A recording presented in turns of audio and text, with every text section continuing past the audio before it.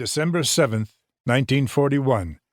Carrier Task Force 8, 230 miles west of Pearl Harbor, Oahu.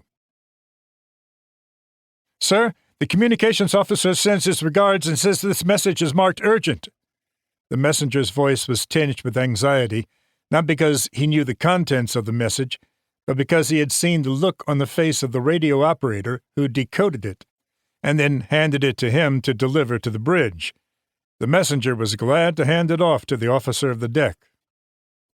Lieutenant Commander Justin Collier, third in command of the heavy cruiser USS Salt Lake City, sensed the young man's concern and immediately stepped away from the conversation he'd been having with the navigator to accept the message.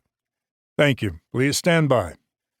Though pretending not to look, the bridge complement near Collier glanced at him as he unfolded the message and read it silently. It was unusual to receive an urgent message in the peacetime Navy, so this was a matter of curiosity.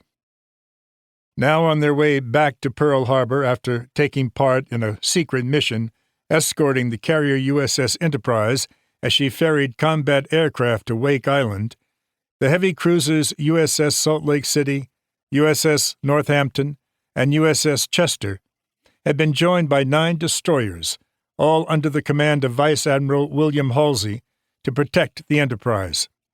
The cruise had seemed routine until now.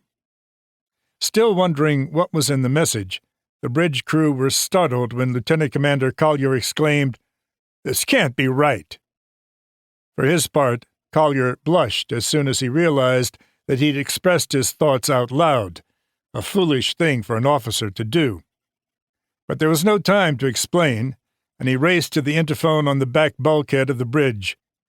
Picking up the line that connected directly to the captain's cabin, Collier unconsciously licked his lips while waiting for the captain to pick up. It took 2 rings before Captain Ellis Zacharias responded with a terse, "Yes, what is it?" "Captain, this is Collier. We've received an urgent message from the task force commander that I think you should read on the bridge." "Be right there," Zacharias said, and slammed his phone back into its cradle.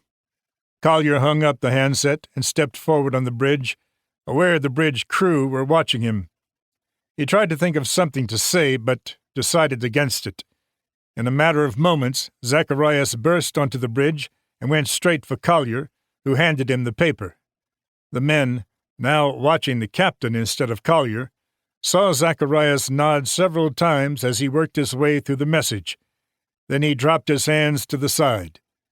Turning to the bridge crew, he said, "Gentlemen, it seems as if the Empire of Japan has decided to start a war."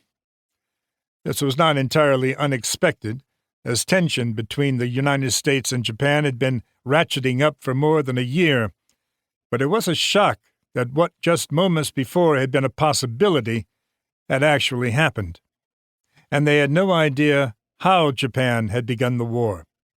Most of the 10 men on the bridge thought they would hear that Japan had attacked the Philippine Islands, the most logical place to attack. Now there was an expectant silence as they waited to learn more.